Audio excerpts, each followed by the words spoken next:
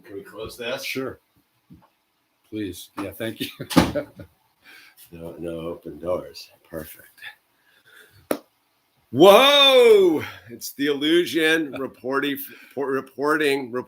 from somewhere on spaceship Earth. I'm here with my friend Timothy Hazelip, and he is Malibu's Mighty Underdogs, the Mighty Underdogs, man. So we'll let everyone pile in before we get into what you do, because I think what you do is pretty important, and we'll let everyone hear your message. So it was funny. We're doing, we're trying to do more of the community interviewing / that's really just a conversation, and we were at the protest the other day, where I haven't seen you in a while because everything's been all weird lately. Yeah. And we got favorable coverage. We were at the protest the other day, and I was like, dude, you got to come on. We got to do an interview. So here we are, fired up in the dream on this hot day. Santa Ana winds. Beautiful day. Beautiful day. And we're a street over where Al and I were living after the fires. So yeah. I guess that's 3 years, man. Yeah. You were here for the fires, right? Yes, sir. Yeah. And Dale lives somewhere around here, right? He was about 6 houses down on the other side of the street. Yeah, tented up, dude. Everybody that thing exploded over there pretty much, right? Yeah, there was gas lines everywhere in the neighborhood. So you stayed and fought it? Yeah, I was putting out little fires. And, I had flip-flops on, but little fires that 2 weeks earlier had me and you started it. We'd had 10 sheriffs going. Well, that's what I thought was so, I think it goes to everything. As a dude who's involved with city council a lot, we all knew the fire load maps on Zuma Ridge. Mm-hmm. Like those maps were pretty public accessible, mm-hmm. Where it had burned, hadn't burned. And that ridge, I think, was 50 plus years of fuel load built up there. The Chaparral's a 7-year cycle. So the classic hubris of the Malibu community was like, we're not going to pay any attention, and it isn't going to jump the highway. Yeah. It was always the big, it'll never jump the highway. I mean, that's all good if you're on the other side of the highway. If you're on this side of the highway, but if you're on the other side, that neglect. You can only claim that so long. Yeah. It's going to happen. And it came, man. Yeah. But it's funny after all that, everyone wanted to blame someone. I was like, look, it was all down at City Hall. The fact this community didn't have fire brigades and on-site stuff to defend their own houses. It was a strange time. It was kind of mind-blowing to me there was the after the fact thing. It happened, but then it became someone needs to be there. It was Riva, it was the fire department, it was these guys, how about it was you? Yeah, you didn't pointing. How about you didn't pay attention to your environment? Yeah. So we're here on that level is paying attention to our environment, I think. So right. Why don't you explain what mud is and what you're all about? Because I think what you're all about is radical and beautiful and a being of service and turning it into your whole lifestyle essentially. That's right. I mean, I love underdogs. So explain what the underdogs are and what you do. Well, it really started off as just me filming. I remember we had Big Wednesday, and everything was Laird Hamilton shot the pier. Did you see Laird Hamilton shot the pier? Yeah. And I'm cool with Laird Hamilton, but Sarlo shot the pier 100 times. Sure, it's not a big deal. My friend Xander caught the biggest wave I've ever personally seen. Z-Bar. And Pelly took the biggest photo ever photographed of Malibu. I mean, I don't understand. I couldn't understand why it was just one person blowing up, and I felt like all the guys that surf there all the time weren't getting anything. So I started shooting it. I started filming it. The underdogs of Malibu. Okay. It was called the Malibu Underdogs. Later on, I started really getting into surf therapy, and we changed that name over into our 501c3, turned it into Mighty Underdogs, which is initially the same concept. Overlooked heroes, people that are standing up for what's right, similar to you. I mean, I like guys that most people don't like. and that's interesting. Some of my best friends are like people that a lot of people don't like, and that's because they're honest, they're direct, and people are afraid of that. I love that about my friends. I love that about you. There's no filters. It's just what you see is what you get, and you're not afraid to hold back. You're not afraid to stand up for something that's right, no matter what. And you don't have to be big or tough or black or white or even a man. You just have to have some conviction. And I think our maker applauds that, and I certainly do. And again, I was surfing around all these guys that were kind of the heroes of surf therapy, and it's almost getting left out of the good parts, so to speak. So I turned it into what it is. It's what we do is we share surf therapy all over the world. We just went to Mexico, served 200 families. Not under my flag, under a Mexican flag. I'm not Mexican. I'm not going down there to set up chapters of Mighty Underdogs. It's more like I want to come back next year and surf in your jersey. And I felt like no one wanted to share what we had, and I found myself a wide open market that way. Okay, so you found a wide open market. So if I gather again, it's peripheral because there's so much going on. Is you're helping like autistic kids or just anyone who's an underdog? It started that way, and it then turned into there's a lot of underserved children, adults, people in rehab. Surf therapy doesn't help everyone, but it certainly helps a lot of people. I've seen it with my own eyes, and I've witnessed it. It's therapy for me. And so my idea was because I saw no one else wanted to share it, I found a way to just kind of open it up to the world. That's interesting. So like, as sort of a critic of surfing, I've noticed a lot of the charity work is just a cover to go surf, and that the charity is actually sort of second to the actual using it as cover to surf. I agree, and I felt that way too. I've never had a fundraiser in 7 years. Oh, you never? Never. I'm not about selling shirts or marketing anything or branding anything, or we just go do the work. I do this 290 days a year. Okay, this is what I do every day. It's what my partner does every day. We're not trying to. It's not a company. It is a company because we have to be a 501c3, but I'm not a president of a corporation. If I was, I'd be the president of some corporation. I'm just a guy that surfs with kids. So you're a word of mouth, pretty much. Word of mouth. I'm not. Yeah. Well, no, it's that thing because I noticed more organic, more natural, and just like doing the work. Because I noticed a lot of it sort of went to one specific demographic of children, especially. And I've always, I know who's someone, we're not blowing up anyone like that, but like I noticed it and I was like, it seemed very, look at me. Right. I'm doing this and we're doing this to generate. You're always, I'm super always skeptical of charity. Same here. Because it gets eaten up on the overhead. That's right. Right. There was the big one that I always questioned was the guys over in Indonesia going over to surf Indonesia, but they were doing the clean water thing with the malaria and the whole thing. I was like, if you're gonna go do that, I don't really expect to see you like surfing. Right.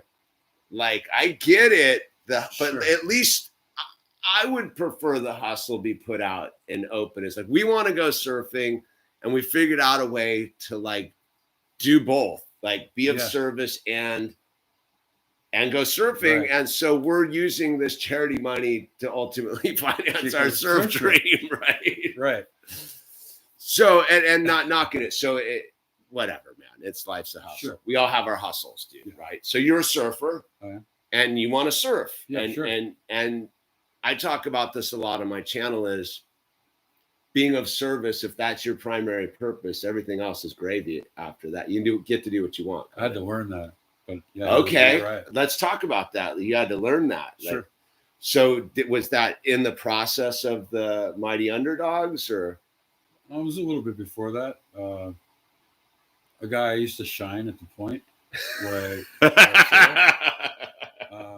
I I'd shine this guy because that's how I was. Yeah, that's how we were raised. That's why you're laughing, because you know exactly what I'm talking about. Oh yeah. And I shine this cat every day, and one day I came to a point, and somebody told me that guy had a heart attack, and he died in the water. The only guy I ever known to die at Surfrider, and it bothered me. And I had a little paddle out for him. There was just a few people, and hardly anybody knew him. But I paddled out for him, and on my way back in, I'm dragging my board up to the car, and a girl comes up to me and she says, "You're Tim." And sheepishly I said, "Yeah." And she said, "That was my brother, Demphis, and boy, he admired you, and he just all he talked about was you, and I just wanted to meet you." And the more she talked, the smaller I felt, and she was just a big mirror, and it was shocking how uncool I felt, and I decided I was never going to be that way again. Huge. And, I owed it to him. I didn't know he was some big producer guy, like Michael Jackson style at events, and I didn't know he had a bad relationship with his ex, and she didn't let him see his kid, and I didn't know he had a heart condition, and I didn't know all these things about him, and because surfing had taken that away from me, and what I had bought into was a lie, just like everything else in this world. And I changed that from that moment on. I never acted like that again. I became a steward of that place rather than some boss or whatever I thought I was. That's heavy. That's yeah. I think heavy. That I talk about it a fair amount on this channel. Is like the surfing culture to me is pretty bankrupt on like a spiritual level. Yeah. And because I came up in the same age bracket you did when surfing got exploited shipped to the world. Yeah. The worst aspect of surfing got shipped to the world, which was locals only and FU and My Beach. Well, that's how we were raised in that generation. Yeah. But that's when it did the big thing, and all the dudes who were in Southern California that escaped it took it to wherever planet Earth, and it's like you go there now, and I get it. It's like the karmic justice in a weird way. It's like I've gone to traveled about, and I'm like, oh yeah, this is like the product of like the 80s generation of you go down to Chile and those dudes are pretty touchy, dude, about some of the stuff, and you're like, wow, and the worst of it got here, man. Yeah. And who's hip and who's cool, and right. So this dude.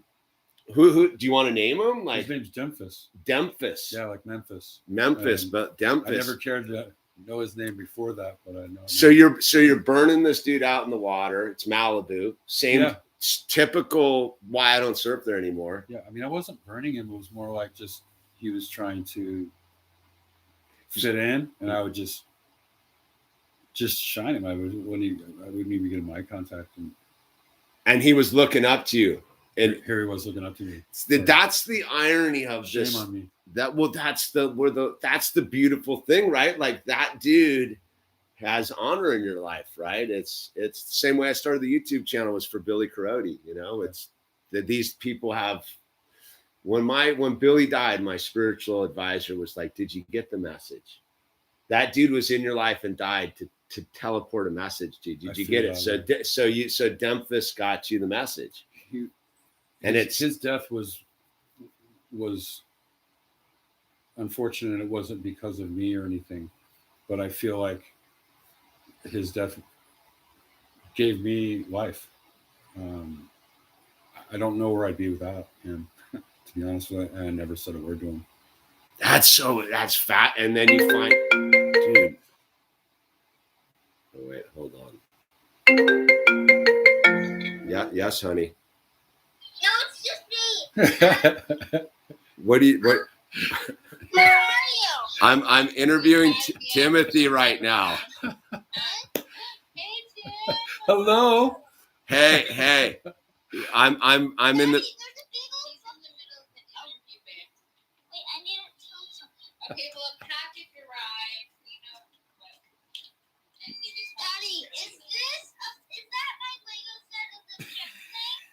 No, it's not. What is it? It's nothing. You should ignore that and just keep walking.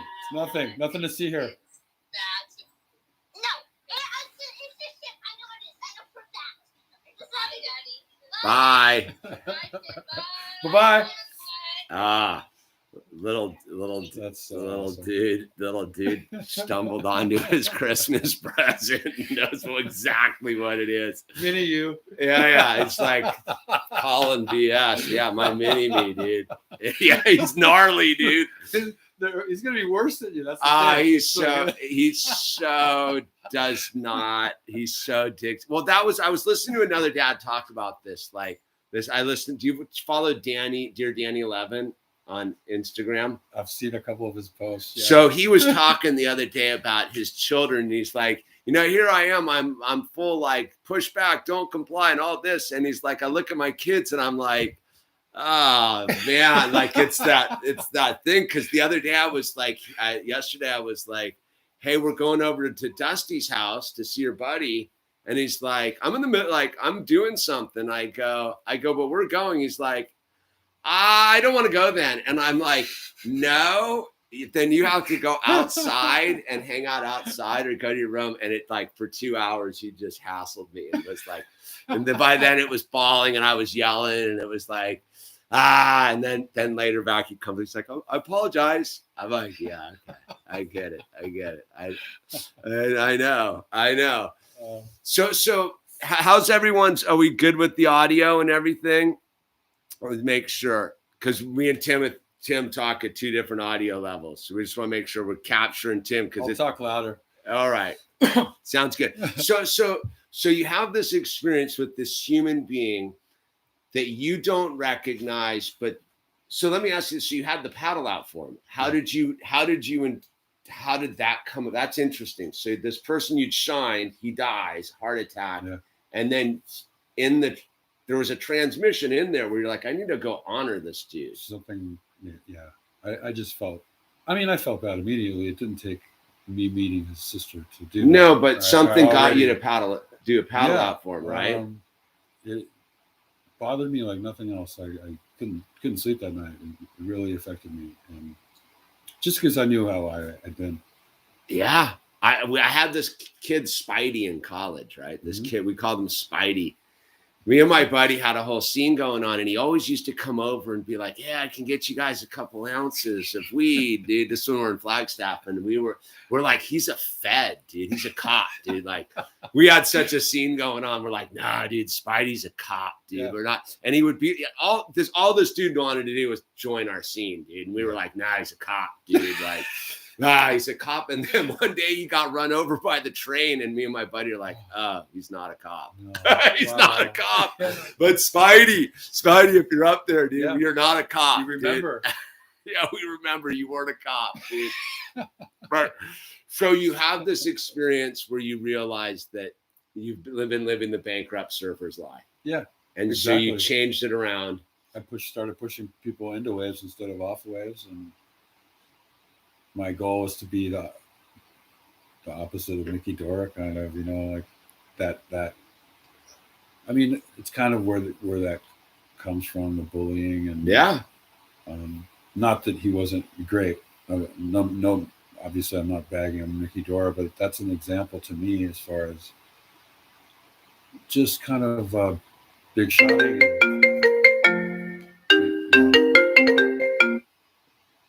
There's a lot of bullying in surfing. That's really what it comes down to. And if you wouldn't put it up with, if you're walking down a classroom hallway and you saw somebody bullying somebody, you'd say something. You'd jump in and say something. So why wouldn't I do that to myself and something that I love? So I'm not here trying to train people how to do that, but I decided to be a light anyway and to be an example. Maybe some people can turn around and feel as good as I did that morning. But he released me of my shame. I'm not ashamed of that anymore because he made me turn it around. And there's nothing to be ashamed of anymore if you really face your shadow, really right? Face it, and turn from it. That's because I turned away from it. Mm-hmm. I'm still a dick in the water. Like I feel, but the difference is I have the gap now. And this is the weirdest thing, like doing this. Every time that I'm like that and I check myself, within 20 minutes, the person I was going to be lame to turns out to be a viewer. Like, hey, what's up? Something like that. Exactly. Yeah, what's up, Illusion? And you're like, oh, thank God I was just checked my own trip, dude, enough to be. Or the guy paddles up at you and says, hey, I'm sorry. And you're like, oh, I was just about to chime on you. And it's so you feel good for not doing it, for holding back. But surfing's crazy town, dude. Like I try to explain it to me, they don't get it. Like surfing is the most spiritually unfit group of people ever.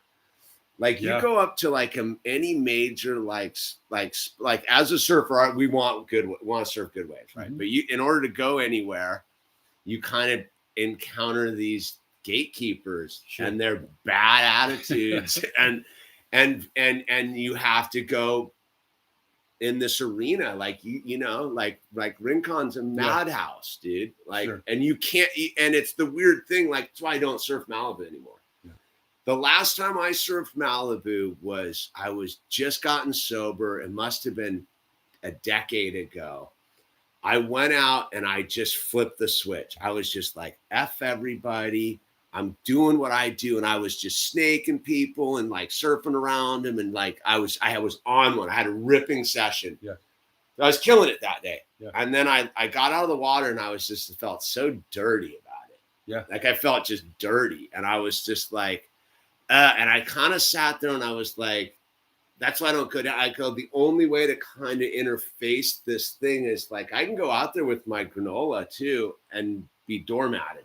Like I don't know. I think maybe it's this weird generational thing. Like our generation was so fucked up, like with what we did to people at the beach and surfers. And you go out there and you're like, you see that this other, maybe the next generation's gotten a little bit more hipsterish and it's not so that, but but it's like aggressive hipsterness. It's aggressive in a different way. Passive aggressive. Just because you're wearing a hat doesn't make it. It's very much this weird energy, man. So I always think I'm sort of alone in that perspective of it. Yeah.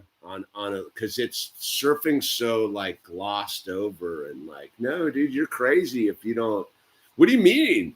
Well, you have to feel it. You have to feel it. You have to be affected by it one way or another. I mean, if you're out there. It's not a happy place. Yeah. Like I remember I rolled up to Halama. And I go by myself. I'm a solo guy, right? Mm-hmm. I went up to Halama and I said hey to some dude and he like so bad vibed me. And I was like, I go, that's so weird. Like the whole nature of that, like, goes against surfing. Yeah. I mean, isn't that the weirdest thing? Surfing's supposed to be so soulful and relaxing and, like spiritual. And then you get out there and there's a bunch of assholes yelling at you. And like, where's the soul? Yeah, it's bizarre, man. The 50-year locals, dude. Yeah. Like you run it. There's someone here from Santa Cruz. Yeah, the Santa Cruz coastline's plagued with 50-year locals. Oh my angriness up there, dude. Well, I was surfing up at 4 Mile, and I just botched something. You know how it's all shifty and weird. I botched something. This dude just went to town on me, and so I was screaming, "I'm a 50-year local here," and like. There was this part of me that like knew if I laughed, I might not like leave the beach. But I was sitting there like, dude, are you like seriously, dude? Like come on. Like, that is like the dumbest statement I've ever heard. Like, and I was just like, it's pretty hillbilly. Like, there's a nature of like hillbilly surfing that's like amazing. Yeah. Like it's real hillbilly, dude.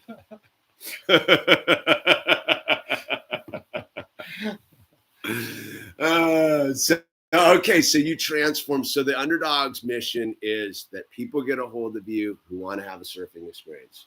young Sure. people disenfranchised, or do you just do surfing lessons or I mean, whatever I it do that takes? too, but I do a lot to get paid to be in the water. That's separate. Fair enough, But, man. Yeah, what mud is just kind of opening up to people that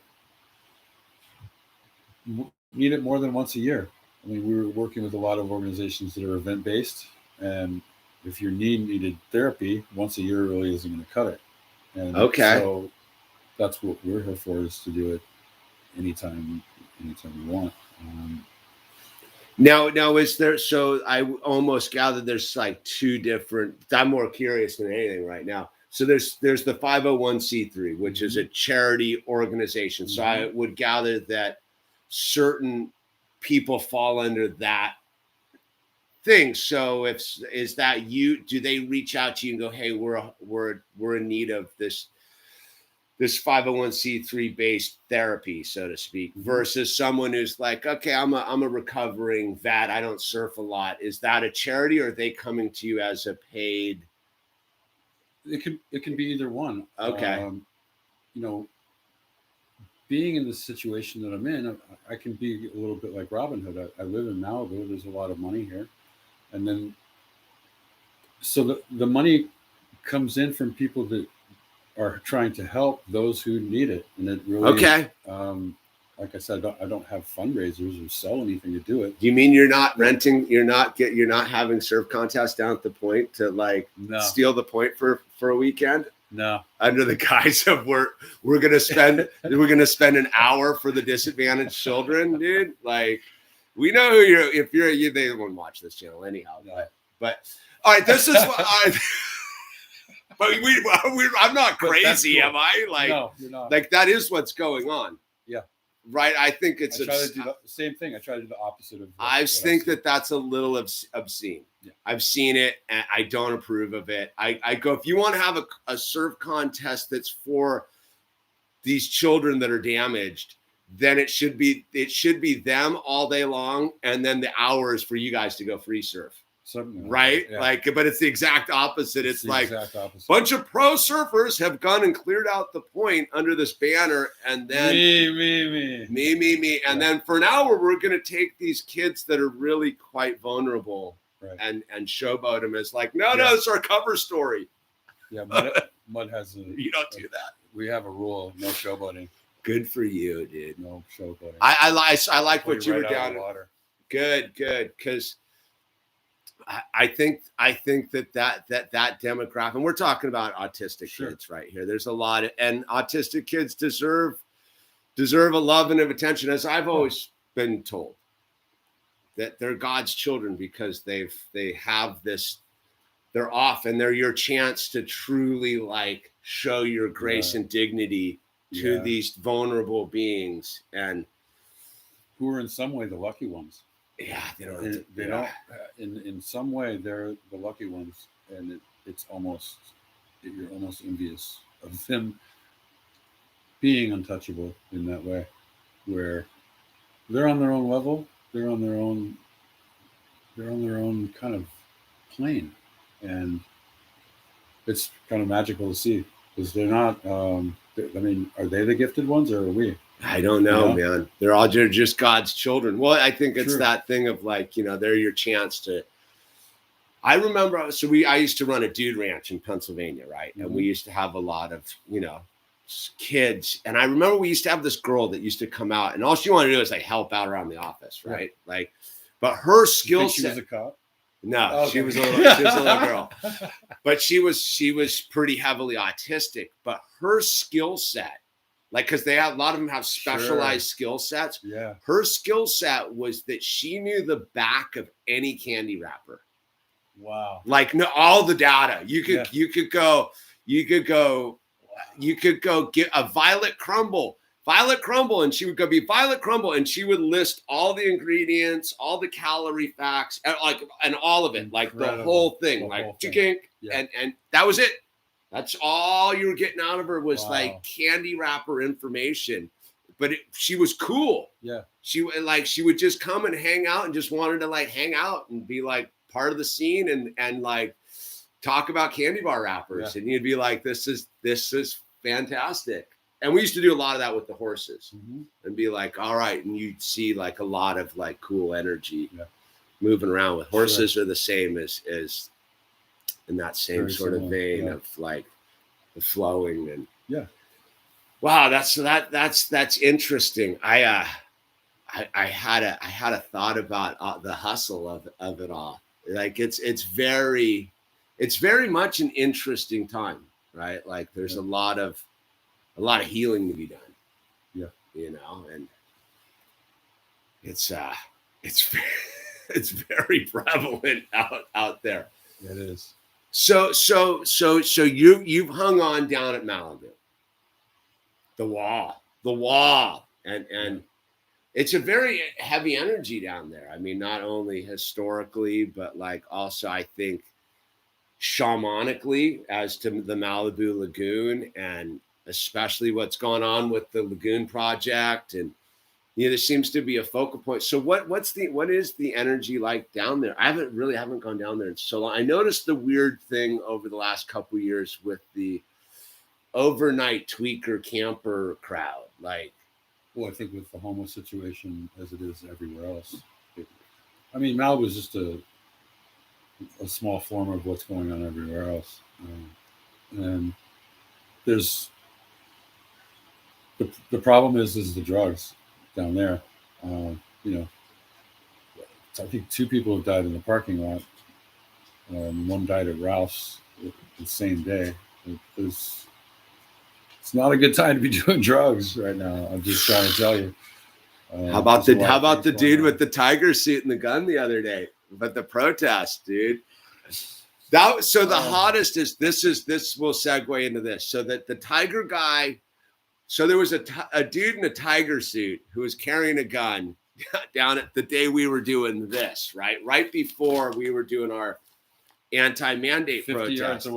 50 yards away. But what had happened is the cops had swarmed him, shut down a lane of the highway.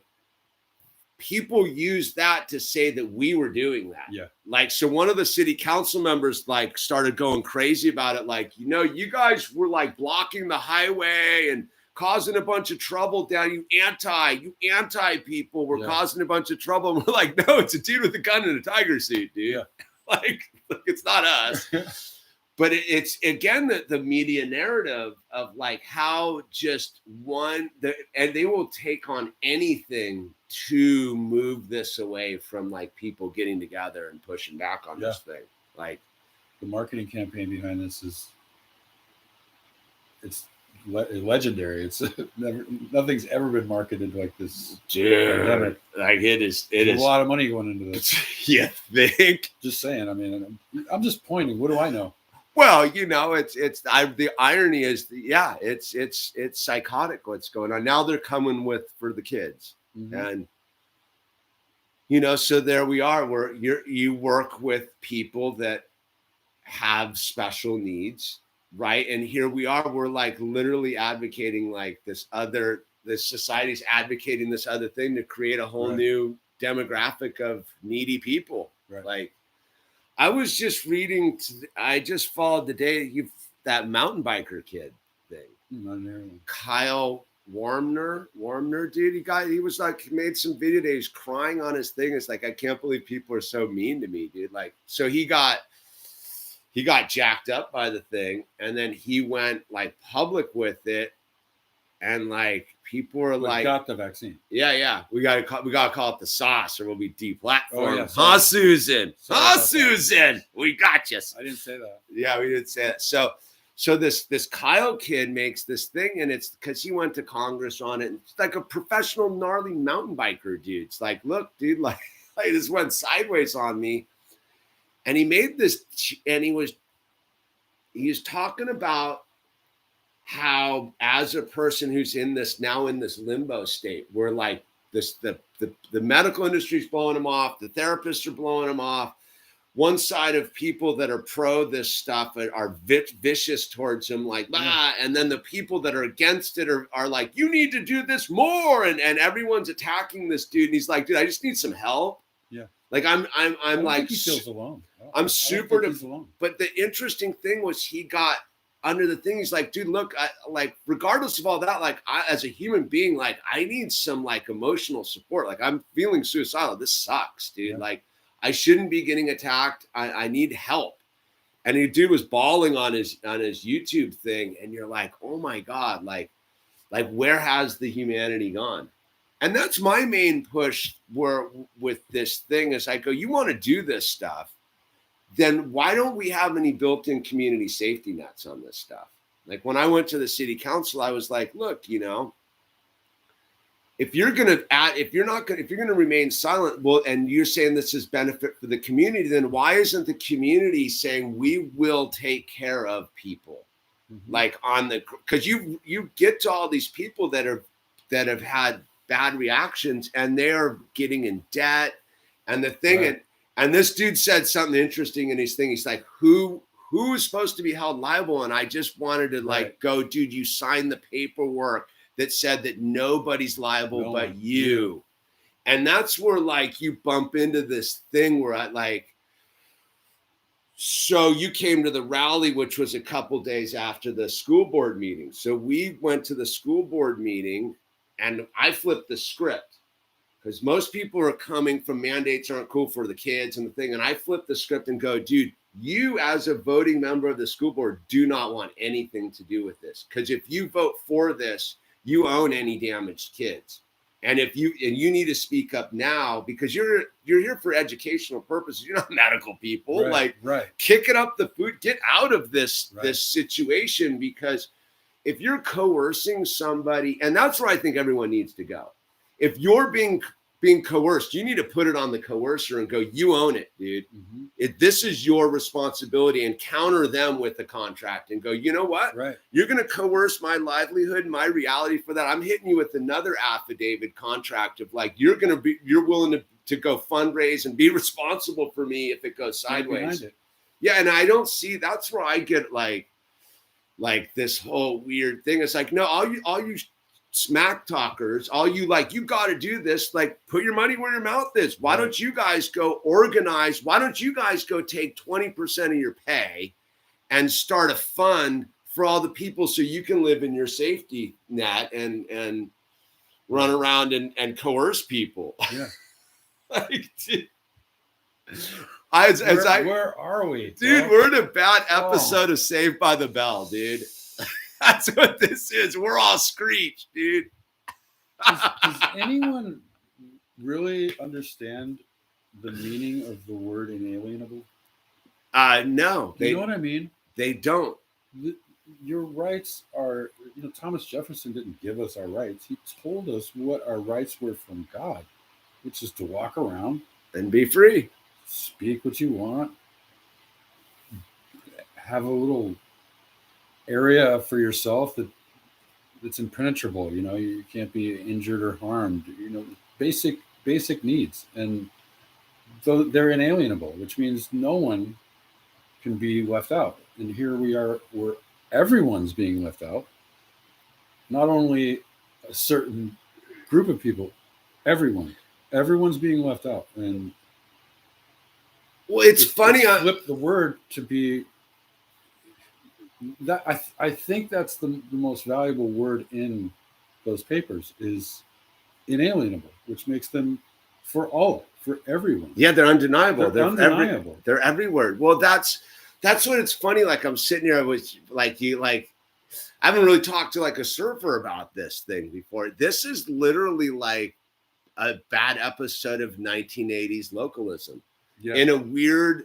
If you put that lens onto it, it's like it's bullying. It's bullying. Like, oh, you're like I call them zip codists. You're like your zip code's not correct. Right. Like that's why I super get offended with the 90265 and all that nonsense. It's like, dude, I remember at the what was written on the Chili Peppers fence at Big Doom was too many locals only. Yeah. And I was like, that's the best thing I've ever seen. Like too many locals only. Like everybody's a local. Like, no, we're like, I hate that word even. I'm not down with it. In Malibu, that word becomes like obscene. Well, when anyone starts with "I'm a local," I instantly just like turn off. Like I just demote a level and be like, "All right, dude. Like that's your opening with that. Like, yeah. Like, what does that mean? No, what does it mean? I'm a local on Spaceship Earth, man. Like, it's my whole planet's like where I'm from, dude. What it means is I'm better than you. Yeah, you're not part of. You're not part. Yeah, you're not part of us, and you're not. And yeah, you're not part of us. It's exclusion by definition. Well, I think that it's like what you started off with is like you only know that if you've come to terms with that you did that. Right. Like we did all that. That's why it's so annoying. Yeah. They're throwing my sound bites out. Totally, dude. It's so annoying to my ears because I don't even want to. I never wanted to say it again. Well, so I certainly don't want to hear it. Well, it's like there was like one of the city council guys was like at the last city council meeting was like, dude, and of the 17 people who spoke, like 5 of them aren't even in Malibu. And I just wanted to scream back at him. I go, you just moved here from New Jersey 5 years ago, dude. How would you know? How would you know? And by the way, you're FOJ, dude. You're fresh off the jet, dude. Right, like exactly. Like who are you to call out anyone, dude? Someone on that on the post about us being at the rally said, I wonder how many people drove up from Orange County. It's like stupid comments. Well, if they had been there, they would have. I didn't know anyone from Orange County. I didn't see anyone. Everyone I saw out there was Malibu. Dude, it was actually kind of a who's who of people who never come out. That's exactly right. I saw a lot of old school people that I haven't seen. But I saw I've been doing this stuff for various issues over the last decade, and I go the real like truly ones to commute like the sewer and the lagoon and all these other things is like there were people that never show up at any of this stuff showed up at the thing about mandating the sauce for children. And I was tripped out. I was like, oh, you're here and you're here. Like, whoa, dude. Like I never see you ever at any of this stuff. Yeah, I was proud of a lot of people. It was like a super local event. But that's what's so weird about this divide and conquer mentality, right? Like I see a lot of it too. It's like, well, and I've been digging in on it. It's like, we're going to go over here. Like, so if we're doing the school thing, like, it's like, you hear a lot of people, I just put my kid in OLM or Oaks Christian or a different school. And I'm like, dude, it's coming over there too. Like, don't think you can keep running and you're going to get away from this thing. It's like, in 18, 19 months, has it gotten further away from you or closer? Right. And plus, are you going to do that in battle? You're going to run to, because you just left ground and you lost ground. So that's what's happening is everyone's, moving to these other communities, thinking that they're, saving themselves. And then that ground is lost because no one's fighting there anymore. Who's going to save you in the new spot? Yeah, no one's going to fight there for you. Well, that's where there's a level to it. I mean, we're seriously like pretty much angling out of here, dude, in February, just because of the children. Like, it's like, if this, like the big tell is going to be like what happens in Sacramento in January. And, we got these people are psych. They're not like, that's what I'm like, they're not going to not go psychotic. This isn't going to get any better. No, I think there's a window where if they see enough pushback, if we grassroots it, because the one thing where like I've noticed doing a lot of this stuff is it's crossed the ideological barrier. Like a lot of those people who were there Wednesday 5 months ago would have been like, you guys are all like, man, and now they're like, even the dude who was posting the no a-holes allowed in our store signs kind of come around and been like, when it gets to the kids, that's a little too far, dude. Yeah. Like people aren't like having the kid thing. Yeah. And again, I think this is the line in the sand, right? As a dude who does this for kids, right? Like if you're not willing to defend the kids, all is lost. Right. And that's where like, I think why they came out for the kids first. They mandated this for the children in schools before the adults at work in California. Yeah. Why?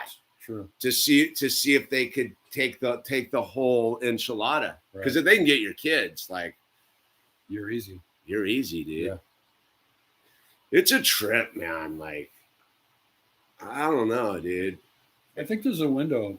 Oh, yeah, for sure. People are definitely, like you said, people that you wouldn't expect are coming around a little bit, and at the very least, seeing the inhumane treatment from people losing their jobs or being threatened to lose their jobs, or when it comes to the kids, they finally see the light with the kids because you're threatening a kid now, and it takes that for people to get serious, I guess. But at least, well, you have people that have taken vaccine, like the guy on the biker, Eric Clapton. His family doesn't even talk to him anymore, and he's not anti-vax. He went and got 2 or 3 of them, I think, and they went. He couldn't feel his fingers, and so he spoke out about it. And that whenever people free speech is being censored or muffled, why would you do that? If you don't want your kid to say something in front of people, you're protecting something that you don't want people to know, and that's the case here. The whole thing's been inhumane, like from Jump Street, like just the isolating people. Like I know more people that have like killed themselves the last year. I mean, and the drug ODs and the whole thing. I mean, but down at the wall, dude, we lost one of. Absolutely. He cracked. Yeah. He was solid. Drugs aren't the answer. They're not the problem. They're the answer. They're the solution. The wrong solution. But they were. This particular we're talking about was cracked, like you said, and he had chinks in the armor. And yeah, life is hard. It's not an easy thing, and when it gets in a crisis situation, some people are too fragile a little bit. Well, that's a good thing to be. You should be. Or you don't have your awakening. I don't have mine. Right. If we were all fragile, no one would be concerned. There's no bullying that way. Well, the whole thing seems to be a giant episode of bullying. Yeah. Again, it's funny because I don't care. I think that's part of the force field. Sure. What are you gonna say? What are you gonna tell me, dude? Right. I don't care. Yeah. I was on the Fallen State with Jesse Lee Peterson the other day, and he was asking, and I was like, you can call me anything. Well, I know who I am. I don't you can't. Just doesn't give a F. I don't. Well, you know what it is because I do. Well, that's the right Fs. Well, that's like my daughter, like my stepdaughter. She'll get into it, and I'll be like, look, I don't really care, but I gotta set this thing down because ultimately I do care about the bigger principle of what's going on. I don't really care about what this is, but I have to draw the line on it because there's a bigger issue at stake here than this trivial matter of whatever it is you're doing as a teenager. It's very interesting, the whole sway of where the energy's gone. Well, people are concerned with what everyone thinks about them, and it's like you're going out with the best looking guy in high school or something. You're a girl, and he's the captain of the football team. He's the coolest, drives the best car. He's loaded. He's nice to you. And then Saturday night, he beats the shit out of you. Every Saturday night, he beats the shit out of you. He's drunk. At some point, you have to kind of step back from that and say, is it worth me taking a beating? And this really isn't this kind of relationship that it looks like for what my friends think and what the world thinks. And that's kind of what we're in.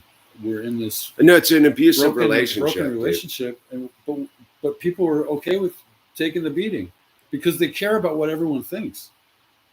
And we all need to stand up to this bully and say, no, we do care about each other and ourselves. And all we have to do is put our phone down and not buy gas for a week. This thing shuts down like that. Well, that's what's so interesting about it. Where I get into the thing is how have you heard the whole Trucketarian thing? Mm-mm. So like there's, vegetarians and vegans and Piscatarians, like where your food source comes from. Well, all of them at the end of the day are Trucketarians. Wow. They come from your trucks. Right. Like, so I was Boxitarian, talking to my vegan friend, right? It's full vegan. Like she's cool and all, but like she's not an I'm a vegan person. She's a super, you can do what you want vegan, which is like rare and far between. Very. But I was talking to her and I hit her with that whole thing. I go, well, where does all your vegan stuff come from? And she's like, well, I go, does it come from your yard? She said, no. I go, does it come from your neighbor's yard? She's like, no. I go, it comes from a truck, right? Right. And she kind of was like, oh, whoa. Like, wow. When you get into the whole Trucketarian thing, and I forget who turned me on to this, someone I was watching. But when you start really realizing that your food source is 18-wheelers, dude, and it changes everything, dude. You're like, holy smoke. Because, like, I tried to, like, since this whole thing began, I used to do, like, the token garden to just garden stuff for my kids. And then, like, this whole thing hit. So I was like, oh, my God, like, I better, like, start gardening to, like, have food. Yeah. And then you realize how much you would actually need to grow and how hard it is to grow all this food and that how susceptible it is to the whims of Mother Nature. And you're like, it's funny. Like I had an overabundance of zucchinis for a minute. And I'm like, all right, it's great. Like, I'm like, okay. And then you're done with your zucchinis. And then it's like, but then the next, something else failed. And I was like, you couldn't sustain yourself. There's no do-overs. Well, time out. I didn't. Yeah. The strawberries didn't come. Time out. I'll go to the store. Well, that's why I learned to can this year. Like I've been working on canning and trying to get that. But I'm still a Trucketarian because I'm not that concerned about it. Like it's a novelty survivalist thing. But I haven't done it like my life depends upon it, which is probably a little bit of blowing it on that thing. But yeah, it's nice to call yourself a hypocrite once in a while. I do it all the time, and it's something that human beings really lack is being able to call yourself out when. Well, I don't know how you solve the problems without admitting your culpability in them. That's right. Right? Like I know exactly where my gas comes from. Mm-hmm. Like I know that there's blood in the tank. Yeah. And I go, okay, like I gotta like make it count. Like I know where this phone comes from, the Foxconn factory and the whole thing. Like, so what am I going to use it for? Games or try to free the people over there by breaking the spell? Right. It's I think that's where this weird, as an environmentalist, I'm like, I get super bummed the whole environmental movement's been taken over. Like hijacked by even the best part is the nemesis of it all sees through it now finally too is Greta Thunberg finally came to terms and said, you guys are full of it, aren't you? Like you finally figured it out, huh, Greta? They've been totally abusing you as an autistic person to like hype their product, which has never been the environment. It's been about branding and well, it's this locals only thing. It's the same thing in a different package, exactly. Yeah, it's very much you. We're humans, it's going to be like what we do. Yeah, that part. I think part of my spiritual journey I talk about a lot is like when I came to terms with my genocidal me, and it was all about the old growth trees in the Pacific Northwest. I would have killed them all. I'll still right now maybe push all of you off the cliff to go score like Desert Point for the rest of my life, dude. I've still got it. That's why my like unchecked, like it's funny. I talk about a lot as a recovering alcoholic, and I go, there isn't a 12-step program for surfers. And everything that I've done as an alcoholic to sabotage my life, I've done as a surfer. Blown relationships, shine jobs, shit-canned careers, fought people, wrecked cars, There's a stolen things. There's a one-step program for surfers. Stop. Accountability. Yeah. Well, that's what's funny, man. I've talked about this. So I was pretty newly sober. I'm about a year. I'm not even a year sober. I'm up at Rincon and I'm on one. I'm having this day, dude. I'm like on one, dude. But it's the top of the point's got the surf contest going, but the cove's cranking. And I'm on when I got this yellow Vector Vehicles board, bright yellow, dude. Like, and I'm like, I'm ripping. I could call it. Like yes. I was on one, yeah, but I'm hot or cold. Like, yeah, it's like my one day I'm like killing it, right? But I'm on this board, I'm doing the thing, and I'm walking up the point, and this dude like midway up the cove, this dude pops out of the rocks there, and it's like, who do you think you are? I've been watching what you've been doing out there, and fuck you, dude. And fucking gets in my face, dude. He's like, he spits on me. He fucking takes his board, dude. This is the hottest. No, he takes his board to jab my board, and he hits my stringer perfectly in the nose of his board. Explodes, dude. And he's getting madder and madder at me. And I'm in my new spiritual practice of dealing with myself, right? Yeah. And I'm sitting there looking at this dude, and I realized that it's the ghost of Christmas past. I go, it's fucking me, dude. Like wow. I'm sitting there, and I'm like, I just got to take it, because guaranteed there's another 15 dudes over there in my peripheral I can't see with rocks in their hands. So I'm like, I'm gonna let this dude have his way with me. And it was just this moment of like sitting with this dude and realizing it was me, like attacking me. And I was like, okay. And I went and I called up my spiritual advisor that way, driving down, because I wasn't like bummed. I was like, wow, that was wild, man. Because I had the realization with this dude, and I kept being like, you're right. I totally get it. And the more I agreed with him, the madder he got. And then he was like, he spit on me. And I was like, dude, like, you're right. I'm totally like effed up for what I've been doing. I get on the phone with my spiritual advisor. I'm driving down, and he's like, and I'm telling him, I met my old ghost of Christmas past and the whole thing. And he's like, you know what, man? My spiritual advisor is like, one day that dude's going to be sober, dude. And I was like, yeah, whatever, dude. Wow. 2 years ago, I was out in the water, and one of my buddies is up there, knows him, because he's a like official Rincon Loc guy, this dude who was hassling me. Yeah. And my other buddy is too. And I was paddling up the point, and I used to duck this dude for years. I would see him, and I'd be like, man, like I'm just going where he's not. Like I'm not. Sure. I'm just because. Oh, that's right. Because the reason was I'd snaked him, and I'd gotten caught in the lip. Right. Yeah. You know when you're going, and it's like Rincon, and it's like you're beyond the fail safe, and I see this dude bottom turning, and I go, I'm in, I can't not be in, or I'm like gonna land on his head. So I did the whole thing. I go, if you're gonna snake, you snake. So I dropped in, and I'm like, I'm gonna just burn this dude. Like my only hope is to scrub him and make it to the highway and disappear into the crowd, right? Which you're trying to do. Which I'm trying. So I'm going bam, and I'm like, every time I'm up there, he's like bottom turning, coming up, and I'm like, ah. And by the time I get to the third one, he just tackles me, dude. He fully just tackles me. I go, no. I go, dude, like, look, man, I burned you. But I was like, if I'm burning you, I might as well burn you, dude. And he's like, fuck you. He's screaming at me.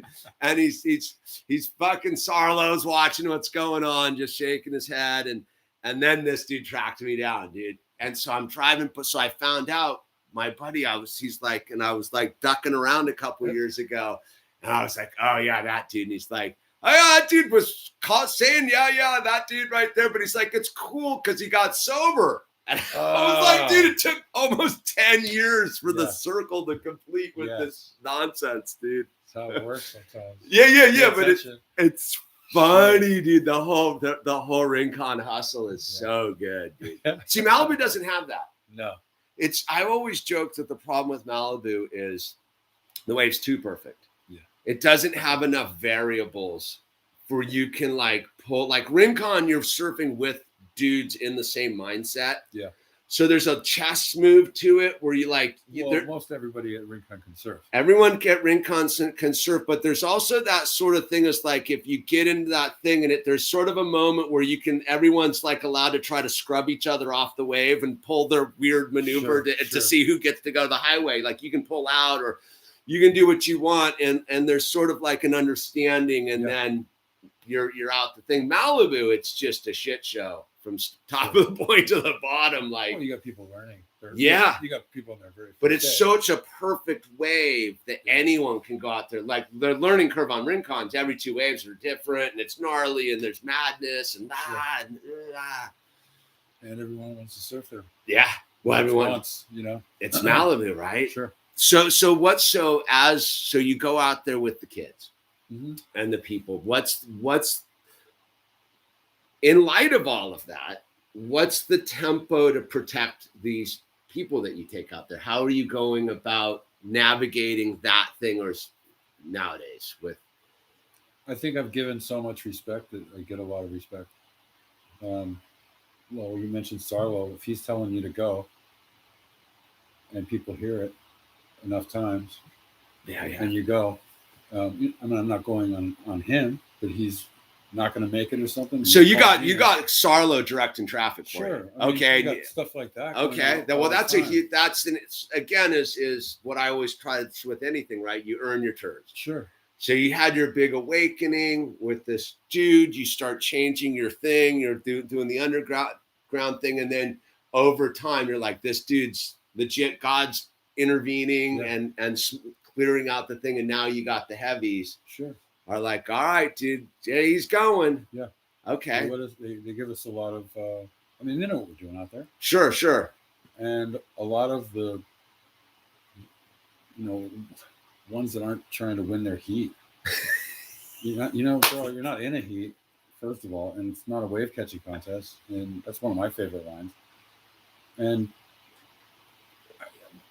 I'm on a 12-foot tandem. I mean, you can go if you want, but I'm already paddling in, so it's in your best interest to just let it go. Get out of the way, dude. 12-foot tandem. There you go. But we get, I give a lot of respect too. That's the whole key to respect. If you give it, you get it, and if you don't, you don't. I don't see a lot of people doing that out there. What Pelly and I do, but because we're not out there to ruin everyone's day. Yeah, you have to make people's days. Absolutely. I'd be just as happy behind Pelly on a wave if he had a kid. Yeah. Because I get old guys that are just like, I see them in my GoPro. I see the guys that are just like claiming it for the kids behind them. Yeah. And they're probably the funnest wave they got that day. And then you see a guy behind you just like yelling and he's not even surfing. He's just kind of like bumping up, and there's no surfing. He's just trying to catch up just to chatter. It's like, are you enjoying yourself? Like, but that's what's so I've noticed like that was weird. Like also the thing like localism lost like the war's over. Yeah. Like the surfing war, like was politically lost. Correctness killed that. Well, you can't even call anyone anything. Well, I don't even mean that as like the whole like I have an interesting theory of like there was a whole demographic that came out of like the early 2000s of surfers that wanted to exploit it for their own means, right? Mm-hmm. Sort of like they did in the 80s, right? It's like, oh, I'm going to be a surf instructor, right? And they would have all these, camps down here, and so that they made this generation of like, we all go and snake and whatever, because they never taught anyone any of the rules. Right. And now those kids are all driving now. Right. So they're everywhere, dude. All these surf camp kids are like everywhere with the different, because I grew up on the camp of like, you snake someone, you're getting dunked and socked and your fins ripped out. Right. Yeah, dude. Like weren't allowed to, I couldn't afford fins. I didn't, I grew up in the time you weren't allowed to go on someone like you or me. No like way. You weren't allowed to paddle on an elder. Well, I still am like I'm that. still like that. There's guys. I don't snake. I don't. Donald Kraft, good example. Birdman. I would never burn the Birdman. I mean, dude, there's lots of people like that, and I don't care if I like them. I don't care who they are. It's who I am. The Birdman. I'm gonna respect myself first. The Birdman. There's a certain when I see the bird, I like Donald. But I see him, I'm like, oh no, dude. It's the Birdman's out here, dude. He's always out there. He's out there every day. But he's one of those dudes, dude, that's like a session killer for me. Like there's like dudes I see in the water, I'm like, yeah, I'm out. I'm going somewhere else. I'll just paddle up the point. There's like a 3-person combo. There's like a 3-person combo at Rincon. I'm like, I'm out. Yeah, I'm just gone. It's the Birdman with the Sarlo, and there's like one other dude that I see out there. I'm like, those 3. It's like I don't even want to deal with it. Yeah, because it's just that weird. I have a few people like that. You're like, it's cool. You guys like get your fill. I'm gonna go do something else and wait for it to cycle out. Yeah, I'll wait for another window. I'll just go up the point, up the indicator, and deal with Andy. I'll deal with that up there for a minute, and just the whole surfing thing's very interesting. Yeah, that's why I like beach breaks. Is like I had scored this day like 2 months ago up at Oxnard Shores, dude. Yeah. Like I survived by myself all day. It's like there was like 3 dudes the entire from jetty down to the power plant. Like it was like A-frames and perfect. And I was like, it's still here. Yeah, it's still here. Well, when you're solo like you go out and you'll find ways like that. It's a lot harder with the homeschooling thing. I have to admit, like I need to actually kick Owl over to you and just be like teaching to surf because he won't do it with me. My kids don't surf with me; they surf with Pelly. Yeah, right. Yeah. How old are your kids? 20 and 22. Okay, yeah, it's no, he won't like me. He's like, nah, you're an idiot. Yeah. So Pelly's an interesting dude. By the way, I'm going to prop you on transitioning Pelly. Yeah, because Pelly's switched his whole life to this underdog thing, right? He is pretty much. You know what I mean? Because I used to see Pelly all around. Like he was always where it was, right? And I'd always me and Pelly are buddies, right? And then right around the time I had Owl, I remember having a big conversation with him at that time where he was like, you could tell there was like the meaning of life thing going on. He's like our age. And he'd seen me as a lunatic drunk, sober up, and then have kids and or have a kid and like the change. Yeah. And that's when that was kind of the last time I saw him like in the normal hustle. Yeah. Like the coastal hustle, if you will. And then he just like, he's totally like the underdog, dude. Well, I hated that guy for probably 30 plus years. I couldn't stand the guy. Never said a word to him. He couldn't stand me either. And we had the same friends. I always gave him respect. He always gave me respect. We don't sit in the same spot.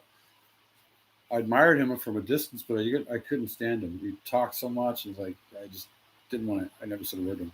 We got stuck in the back of an RV on the way to a contest up at Steamer Lane. And I almost didn't go. I was like, I'll drive. I'm not going with this guy. And here we are in the back of the camper. In 5 minutes, I was totally in love with the guy. I was like, why did I hate him? When he had the camper rolling. Yeah, well, this was another guy's camper, but we rolled up. Yeah, but I meant he had that. That was him and his buddy. Who was his buddy who had the Sam? Yeah. They would post up at Westward and the whole thing. Like they had the camper going for a while. And we just kind of like, yeah, Pelly's rad, dude. And he was the same way. I was like, I don't know, I hated you. What's our job to hate each other as surfers? Exactly, it's our job. And so, so much I missed out on not being friends with that guy my whole life because I feel like you don't get friends like when you're 12. You'll never get friends like that again. But when you're 12, 10, 11, 12, the friends you have are just like, they mean everything to you. You die for them, And as you get older into manhood, you just don't find that too often. And Pelly's like that. He's like the friend I had at 12, but we met in our 50s. And it's, I missed out on him. missed out on a lot. But well, but that's or maybe not. Maybe not, because like that's like the God path, right? Maybe we both grew up at the same time. Yeah. It's a very interesting thing of like, so I'll find like I have these friends, I'll get like them. Like I remember, like, all right, like Vince, right? Is Vince still alive? Vince Klein. Klein, yeah. Okay, I haven't seen him in forever. Yeah, right. But like, we became buddies post heyday. Yeah. Like I have a lot of those people that like after the heyday were buddies, like, right? Because like, yeah, because I don't care. So yeah, whatever. Like, okay, yeah. Now welcome back down to earth, right? Man. Like, yeah, like it's you know what I mean? Post heyday buddies, dude. Where you're like, oh yeah, it's a little harder, isn't it, dude? Like, yeah, we actually have to talk. Well, all the day tripper friends split. Yeah, it's a very Southern California, Malibu type of thing where you have these people that are like somebodies, and then they become in their world like they lose their luster, and then all their like somebody buddies bail too, and then they're left with just the rest of the broken down surfers. I think Vince is a far finer man than he ever was in his heyday. Yeah, dude, Vince is the best. Yeah, he's dude. The best. I love Vinny, man. He's so classic, but it took a humbling journey. That's exactly you why know what I mean. What he is, I think. Yeah, I think he's grateful every day, man. I think so too. I know I'm always grateful for the things that didn't come to me. Yeah. Every once in a while in my life, something was this close and just kind of jerked away from me. And when I used to be bummed, today I'm grateful because I don't know what I would have. It's hard, man. It's definitely like, as I always show, as the I'm a pessimistic optimist, right? Like I still have to go through the filter. Like today I woke up and I was like, meh. And I'm like outside, I go, it's all sunny and rad, and I just went like, eh. And then I was like, oh, I got some stuff to do. I gotta go meet Tim. I gotta go call these people. And then like you know what's been good for me is this grassroots networking on this campaign is like I've just been talking to people, and I can't be in my own head. Like like I've been talking to these moms that just woke up to like the dire situation with their children. And I can't be like, oh, dude, you're screwed. Right. Yeah. I gotta give them the like, no, I gotta give them the empowering talk without all the years of data and like, no, they're like, yeah, they are. No, it's not much. Well, but without that, just go, look, man, like I get it. Like, this is what we're doing. And then I've been talking to, I go, look, we're going to have a work, like this is one of my ideas is most people do this grassroots. I go, we need to have a workshop for the newly woken up people to go, look, that's dude, a great idea. We got it. You're horrified. You're either angry or scared, but like, what a great idea. We need to speed up the process of healing the baby of Christmas past that's dead. Like, I noticed this is what was trippy. So we had this meeting like 6 weeks ago up in the hills, dude. And all these parents showed up, like huge number, like 70 people. That's a lot of numbers at 9 o'clock on a Wednesday morning. Wow. Showed up on Saddle Peak at whatever that place is up there. The one with the giraffe, right? That's a lot of concern. A lot of parents showed up, and they were all you could see, and it was nobody really knew what to do. Even the people who put this on are like, we're just trying to figure it out. Sure. And you had all these people that just woke up, and you're like, oh, gnarly, dude. This is an interesting demographic of they've woken up to the party late. Yeah. And I noticed this thing that I picked up on is all of a sudden, like I jumped in, I go, this is what we can do. Like right now we can bum rush the city hall. We'll get this thing. And we got way further than I ever thought with this special meeting. Like we got the ball so far up the field in 6 days. Mm.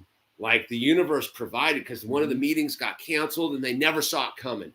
Like no one saw what was coming until we showed up at City Hall and were like, we want this. And they were like, whoa. And they had to respond to it in live time. But if they'd had 2 weeks between the next meeting, they could have figured out and defused it. But we did that the protest. And then the next Monday we were there like, boom, this is what we want. And they're like, all right. And I lobbied them all and done all the background work on it. But that amount of movement that quick for a lot of these parents, I think, embarrassed them. Imagine being like an adult. Like, I consider myself a kid still. Like, my mentality is like skateboarding and surfing and like, I do YouTube and like I'm busy playing with Legos and Still, but still, dude, at 52. Congratulations. Yeah, but you have these people that are like professionals and they're like professional parents and like I'm a Johnny parent and I'm a lawyer and I'm a doctor and I'm a film producer and I'm all of these things. Yeah. And then they show up at this meeting and they're like, the kid over here I didn't vote for, who's this 52-year-old man-child who warned us 8 years ago about what was going on. Yeah. I didn't vote for him.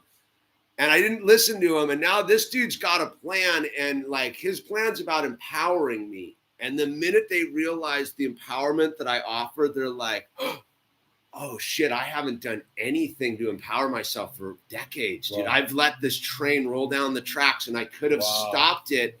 And I think they hit this wall where they're like, they're embarrassed or they don't like to, like as a person who's been working on empowering themselves since I got sober, right? Like it's been a journey.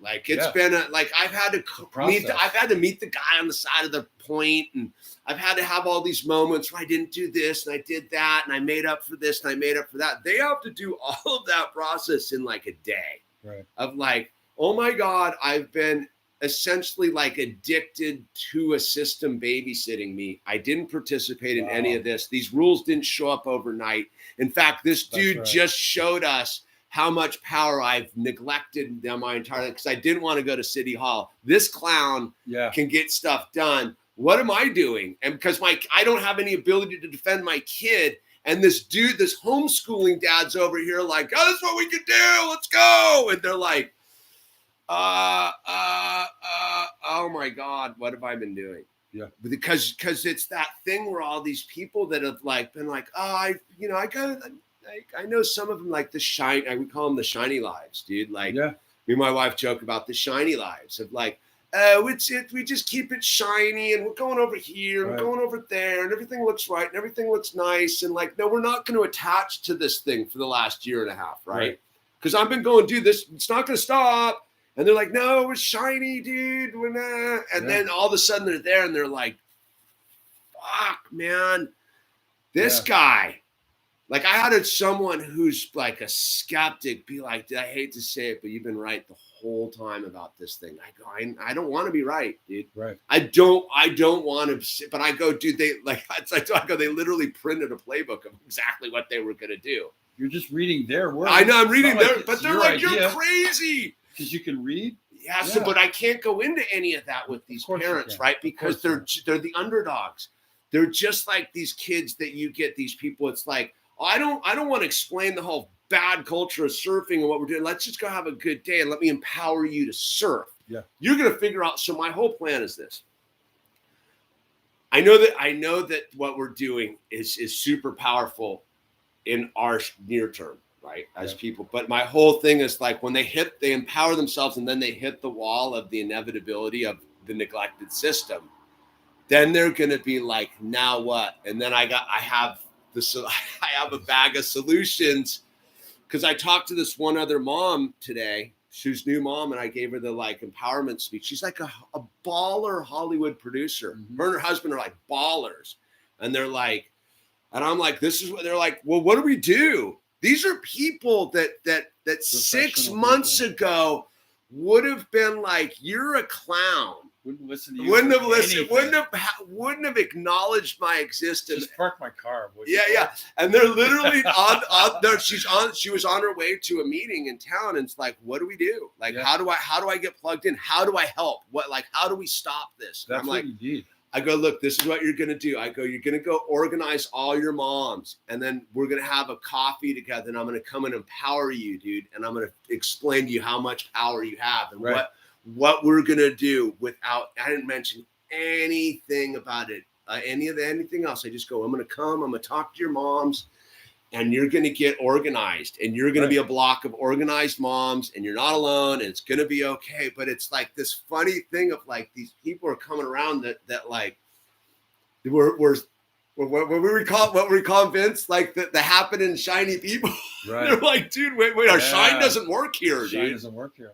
They're coming for my children. Like, how important is that though, to be to see that opportunity when people that don't look like us, that don't come across as us, people in suits, people in blue collar uniforms, people in they've given cop so uniforms, much power to these at the people, grocery store. man. Everyone, we're all as powerful. We're not powerful alone, but together, all we have to do is walk away from this. We don't need a solution. There is no solution. Yeah. Back away from the problem. And then you don't have to create a solution for a problem that doesn't exist. If you walk away from the bully, there is no bully. It's funny. I was having a talk with a gal last night about it. About like she's affidavit, one of those like she's super cool, but she's like about the affidavit and the paperwork and all that stuff. And I go, but I'm with God. Like none of this stuff's valid in my relationship with God. Like your paperwork and rules don't invalidate my relationship with God and his text. He gave us the Bible to tell us what's valid, and this isn't valid. So I don't need to reclaim my power of it. Like, but I respect what she's doing because we all need to like operate in both realms, right? The spiritual realm and this terrestrial paperwork realm of like. But yeah, it's been a trip with this whole shift that just happened when like people are like, oh my God, how do I protect my children? Yeah. And you're like, dude, so you ready now? But the weird thing is my main thing is I've been trying to do is tamp down people's like anger and be like, look, dude, like anger, you got to get that in check. Yeah. Because that's what they want. They want anger and fear. You just woke up. I get it. This is horrifying. I understand you're horrified about what's going on. Like this is scary. And it's okay to feel angry, but turn it into something else. Yeah, but go through the process, Rob. That's why I was like having the workshop. I was like, we need to go through this process way quick. You don't have a bunch of time to like. We need you to. Well, you got to grieve it. Yeah. Well, I was funny. I did an interview with the homeschooler moms earlier this week. I don't know. I've been doing a lot of them, and the homeschooler moms, and we were talking about that. Like I grew up in public education. Sure. Like to let go of that, it was rad. Santa Monica High, dude. Like ditching school, like going surfing, hiding out up at Zero, dude. It's funny. I pulled into Zero to go talk to Tyler, and there was a bunch of dudes hanging out at Zero, and I was like, I don't really want to deal with all those dudes. Just want to talk to Tyler. And it was funny. I was sitting there, and I was like, those are they're like the Zero's lokes, and I was just like, my vibe was this. I was like, that's a high school ditch wave. Yeah. Like that wave, the last time I surfed that wave, I was ditching high school and hiding out on the bluff. I go, why do you want to surf down there? My car's not there. Yeah, dude, but it was just that weird thing where I was like, that's a high school ditch wave to me. Yeah. Like it'll always be the wave that I ditched high school because you could hide up and park up in that little stuff in the bluff there and just be like, I'm not here. What do you mean? That used to be where I'd hide out all the time. So it's that thing where like letting go of mourning the old. Yeah. I think that's very hard where people are like waking up and they're like, you've got that going on. It's like, it's humiliating. It's humiliating. Facing that you were wrong about something is always humiliating. And that's why most people don't face this is because they just want to keep being right. And it's comfortable. There's no right. They don't want to be out of their comfort zone. Yeah. To face something that maybe they had the wrong idea about. Well, it's that thing of like, now you're gambling with your children. Yeah. And it's like, that's when they're like, well, that's my kid. Yeah. Me, I'll jump into the wood chipper, dude. Like, whatever, it's me. But my kid like, definitely think twice. Dude, these dudes, I don't know. It seems a little. Would you? Let me ask you a personal question. Semi-personal. would you let any of the men that are telling us to do these things just babysit your kid for an hour? Dude, I won't let. There's only one Are person. you effing kidding me, man? Of course you wouldn't. No, Of course you wouldn't. Why? Because you love your kid. no, I'm. Here we are taking not only advice, but mandates and rules. And who do you think you are? Who do you think you are? I wouldn't let you watch my animals, let alone have full reign to do what you want on my children. It's ridiculous, and people. It's a good way to put it, man. I didn't really like, yeah, because I don't like. I'm super like. I've been one of those dads. Is like, yeah, I don't do that. Yeah, I have one. I have like Andy Line. I'll leave Owl with, sure, dude, right? And he's the same way. He's like, that's my van's the only one that. Yeah, I don't let Owl out of my sight. Yeah. Like on and another house, I fully drop them off. I don't care because Of course. they're fully fine. But it's that weird thing of like, yeah, as a thing, I've so structured my whole reality of like, nah, I'm not. And my kids got orders to kick. Yeah. Well, let's just imagine orders to kick people. Your son's here. Okay, Al's sitting right next to us, and Bill Gates, Joe Biden, and Dr. Evil. Dr. Evil they pulled up out front, and they just want to take him to the McDonald's give playground him something for to half drink. an hour. Get some candy. Is that okay with you? Just, oh, yeah, No, they no, they don't even want to whistle when you come home. They don't even want to safe. take them. They want to give them just a lollipop. Like, here's a piece of candy. What is wrong with us? I would, yeah. Just, no, here's people don't think about it in those terms. No, they don't. It's psychotic. But put them in those terms, and then you'll see how what a bad parent you've been for a minute. It's okay because you can turn it around, but think about that for a second. Would you really let these people even watch your kid for an hour? No, There's no way in hell. There's no way in hell I would let my children near these people. And that's something that most people, like these mothers, they should know that. That should be the first question out of we have a power link? We're in this. We don't want to end abruptly. Where's your nearest? You got a cord somewhere? Commercial. If not, we can just move it to a plug. There's a plug right there. All right. We'll switch your room. We'll pull the old. Which one can I unplug? Any of it. Oh yeah, it's always the power's low right when we're in the zone. Hold on, we're doing a power adjustment, dude. We're gonna switch the angle. Power surge. We don't want to run out. We're laughing. Yeah. Now we're gonna do like a fireside chat instead. Yeah, it's well, it's this thing, right? Like that's where like I trip out on people about, let's see, that's the way that, there we go, with people and their inability to like just admit you got played. It's humbling. It's the whole, yeah, it's super I get gnarly. played every day. Yeah. Still, I learned something new that I thought I knew and have to come to grips with. Maybe I didn't know everything. I was a bail agent for 17 years. Bail agent. There's a couple sayings. Ah. I believe what I can see with my eyes and touch with my hands. And only half of that. Sure. Because you can be fooled in anything. And this is all an illusion. Yeah, Just like you. It's all an illusion. And to us, we're sitting in a magic show. It's magic to us because I don't know magic. Do you? No. But we have a friend that's a magician, and he's pointing out all the things Yeah, that guys doing yeah, we don't know.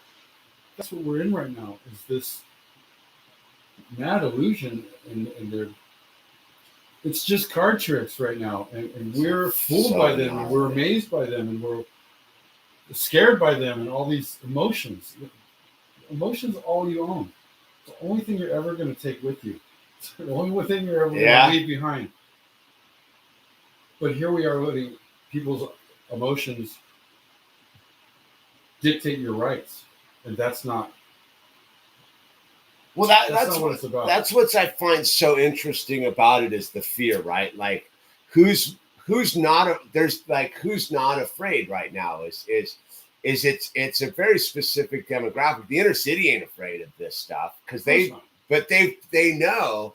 Right, Amish aren't afraid of it. No, and all the people that aren't dependent upon the system for their like attaboys are like, you know, like they're like, oh, dude, don't stop giving me attaboys. Like, no, you're like, you're now culpable to like your pats on your head. Yeah, I'm curious. So you were a bail agent. Yeah, so, like you're a bounty hunter. Yeah, really, dude. Like, how did you get into that? When I had kids, I had to get a real job, and you couldn't just surf your way through that one. Yeah, I was bartending when I met my ex-wife, and you know, it was something I got into for money, and a couple of my buddies were doing it at the same time. We were all green, and we started off training each other. But you learn a lot, and the internet had just come out. We weren't really catching people on it, but there was free information. Okay, that's what I found interesting. You know, other than ESPN, you know,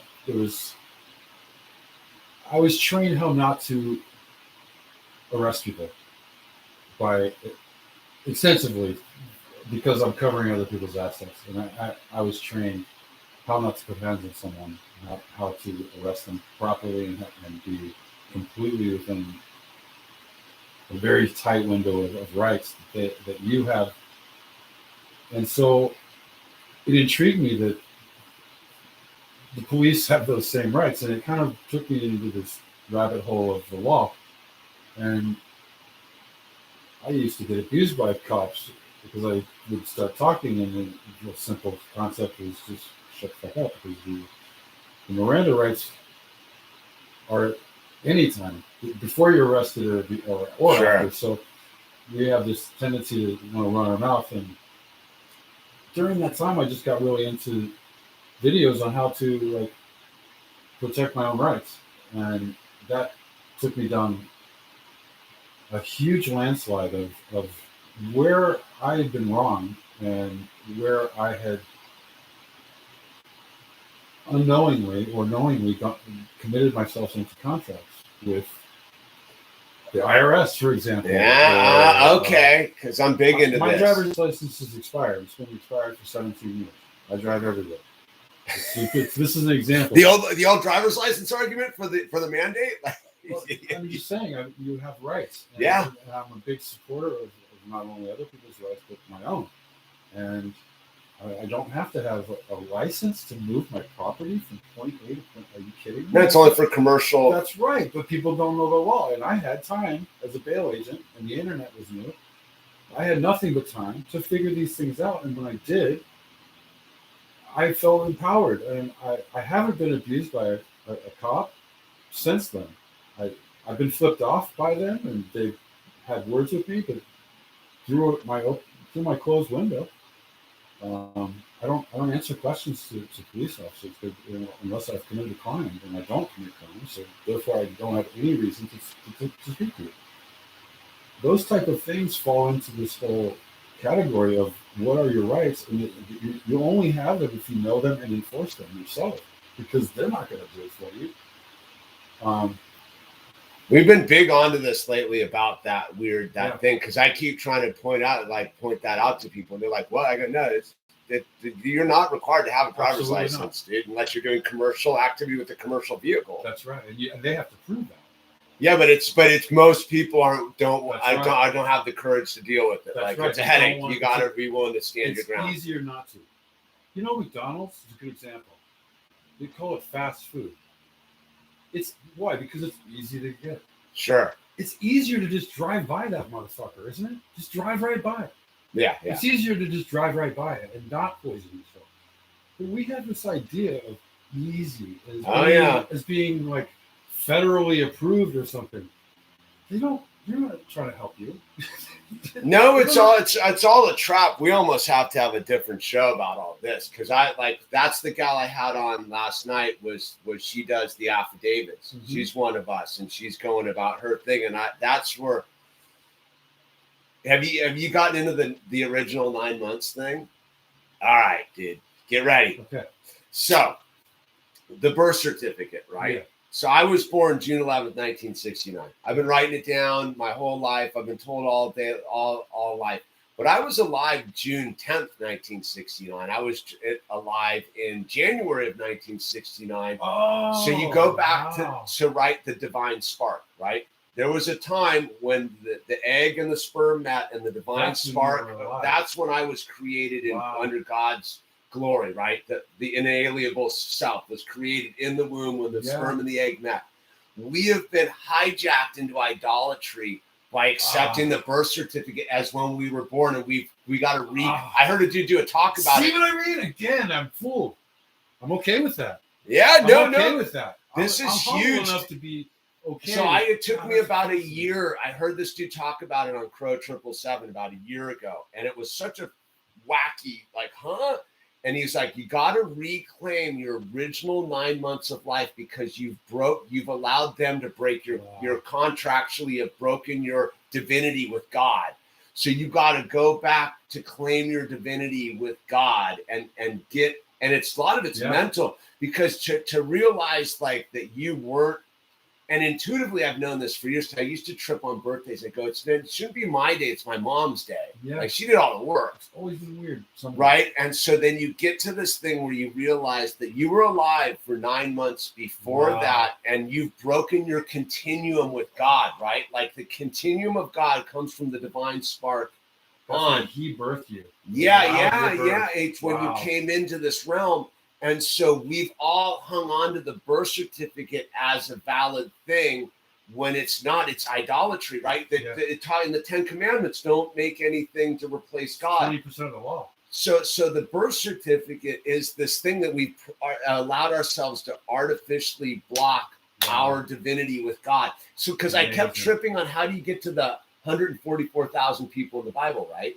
How do you get to the 104? How is that number so small? And there's 8 billion people and this and that. And children.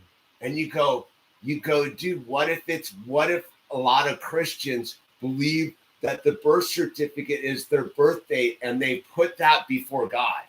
Right? Anything you put between you and God is to be questioned. And like, dude, I'm telling you, I had a big live stream about this where I broke it all down and like it changed, like it's changed everything since then. Cause I was like, oh, I'm reclaiming and it's like a mental exercise because like it's kind of avoiding the paperwork because I go, you just inserted that on me, but I've been for 52 years. I write it down constantly. June 11th, 1969, June 11th, 1969.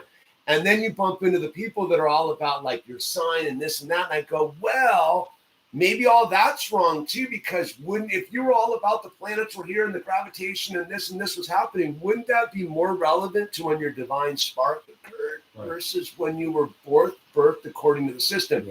Because you know Tommy Moore, right? Yeah.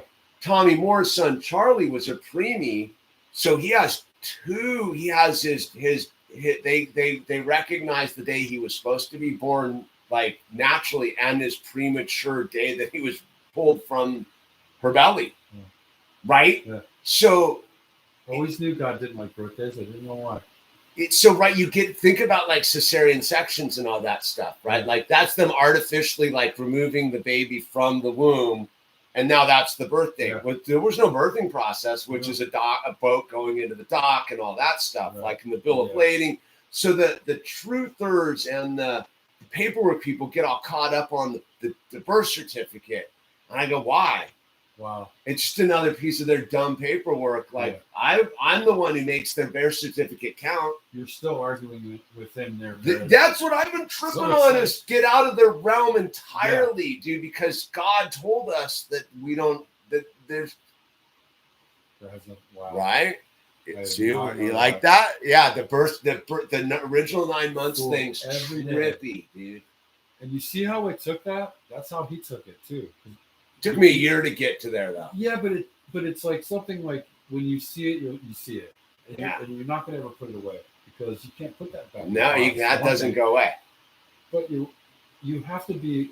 You get more humble as you learn. And if you're new to this truth stuff, get used to it. Get used to that humility and stay humble, stay true to yourself, and be willing to compromise what you thought you knew, because they're someone else's ideas. Believe me, they're not yours. Dude, I had that like early on in life. I remember like tripping on that whole concept. I was like, someone made all of this, like squares and grids and all of that. Like, this isn't my reality. Right. Somebody else planned this. I live in it. Like, it was like, it's been a long process of this, like discovering how much you live in the shadow of these giants, right? The Nephilim, right? But they always say we live in the shadow of giants. What if that's one of those, again, weird things that we just think is a crazy wordplay? Yeah. But what if that's the truth? What if we do live in the shadow of the Nephilim? Dude, and this is all from the giants. And so, what it says. And the interesting thing is this, is I was talking, my friend Lori, who we were talking to last night, she was a truther. I go, we're not truthers anymore. We're obviousers. Because the truther movement's dead, because it's all obvious now, right? Yeah. Like, there's no more debating that the system's totally broken and corrupt and trickery and all that. Like, we don't need to sell any books anymore. Like, the truther hustle's over. Yeah. They're just as crazy as the Q-tards and the SJWers and the other. They still don't get it because they're like, well, they're the truth. I go, no, stop with the low-hanging fruit. Yeah. Who cares about the Illuminati? I mean, it's like when someone says Democrat or Republican, I'm like, I know we're not on the same page already. That's irrelevant to what we're saying. Well, that was funny at that protest, was like, because we were very clear, like that was because we were at this meeting and we knew that there was a lot of people that, like, some voted for Trump, some voted for Biden, whatever. But we were all there for the kids. So when we did that protest, we were very clear, like it was non-political, because we're trying to get a photo op. Yeah. And that chick showed up with her giant Trump flag. And I went to talk to her, hey, look, man, like, I voted for Trump. I don't care. Like, but we're trying to do non-political because a lot of people here aren't on that thing. And we're getting unified. And she's like, fuck you. And I go, dude, like, you alone will make sure that I campaign against that dude now. Yeah. Just on principle that you come here to sabotage our kids for your agenda. Right. Like, you're missing the point of what we're doing. But it was very interesting, this thing where people are so welded to this framework of, I need to oppose something. Right. I got to oppose them. Like, what? No, we're not opposing anything. We're proing life. Like, we're proing the thing. You said, you're calling us anti. I'm not anti anything. No. Except corruption, maybe. But I'm pro choice. God's pro choice. He gave you all the choices you want. Not unlimited. Unlimited. God's never going to tell you what to do. You got to come to your own. You got to. Yeah. He's not going to tell you what to do. He's not going to do it for you. Well, that's the free will thing, right? Like people, like, no, like, it's on you. Do you know what that says about God? You ever thought about that? That's radical. He's like, that's how gnarly he is. He doesn't need He loves you. That's it. He wanted you. Yeah, exactly. That's the ultimate love, because a greater being chose to share with a lesser being that he doesn't need, just wants. Yeah. Wow. No, it's super heavy when you get into the like, so people are afraid of the God thing. Yeah, bro. Because they want it to be like this thing. And it's like, what if it's just not any of that? What if it's just not any of that? Yeah. What if it's just like, if you had a perfect dad? Yeah. I had a great dad. I don't have a perfect dad. Yeah. But we do. And we treat him like shit. Like, because the world tells us, no, Jesus that, and it gives the wrong impression. Well, it goes back to the thing you were saying about the guy who died and changed your thing, right? Like I talk about it a lot, is the first act of, like, showing your love to God is to love yourself. Yes. Right? If God loves you enough to forgive all of your sins and all that stuff, but you're still looking in the mirror going, I'm a failure and I'm a loser and I'm this and this and that. God's like, dude, but, like, I thought you came to me. I thought you came to me and were forgiven, like, and you accepted my love and the forgiveness. And now you're still sitting there going, I'm inadequate. I don't have this and this and that. I go, no, the first person you got to love is yourself. Right? Because that's the first person you got to forgive is yourself for not doing this earlier and blah, blah, blah, blah. Yeah. And then you move out. Yeah. I still think there's an weird aspect of that, is like, there's all, like, the people that are welded to it, like haven't loved, they don't love themselves. So No. it's easier to have an enemy to like spin out on. I think that's what religion teaches too, and that's what. Yeah, that's why I don't It's do all religion. part of That's why I don't do saying, religion, "Yeah, man. It's the worst thing. Well, you know, it's trippy though on that thing. It's like I joined a church for the first time in my life. I go to that Godspeak church in Newbury Park, and I did it because I wanted to get Al with some new kids. And the thing, but it's like, it's funny, like the trippy part is like I bump into things that I go, nah. I go, we're that because our pastor's real old school, like Revolutionary War style. Pastor Rob's like very much a constitutional history guy and from the pulpit, but then he'll bump into the Trump stuff, and that's when I'll go, dude, like you still haven't broken the spell. Yeah, You're still dependent upon a dude. Right. Like It's like trucking. yeah. You're still depending on the trucks. Yeah. Trucketarians, You know what I mean? dude. Yeah. It's very similar. Yeah, it's very, very. So let's wrap this up because I think we're going to have a round two with this. We'll focus with Timothy on this.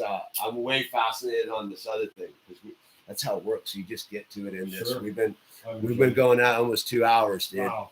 Hour 45, Amazing. just like that. So Timothy, my brother, Great talking to you. dude, super nice to get to know you on a deeper level, man. Because we just bump in and say hello and hey, and what's up?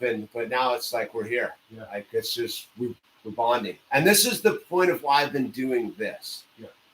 So what I've realized is part of the thing is we have to like build new communities, and it's we're all now we know who's not on board, right? And now it's time to really reconstitute. So that's why I've been doing a lot of this. Like I've been having any viewer who wants to come on and do this, welcome aboard.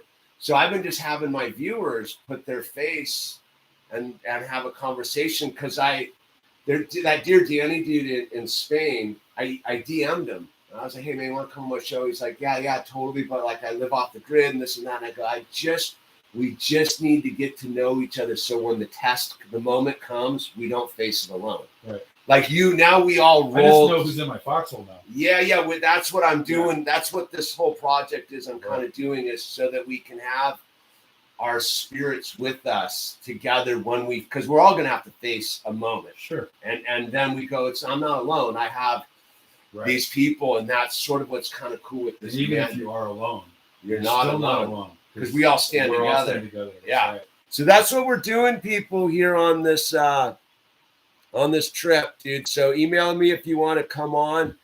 Tim, Malibu Underdogs, dude. If you want to go to the website and any kids that need some loving help out in the ocean, dude, just there it is. And you can go meet Pelican, dude. Pelican's a legend, dude. Pelly, if you're out there watching this, I love you, my brother. All right. We're out, you guys. Have a beautiful afternoon. Good. Yeah, that's where like the where is it? Oh, and there we go. That's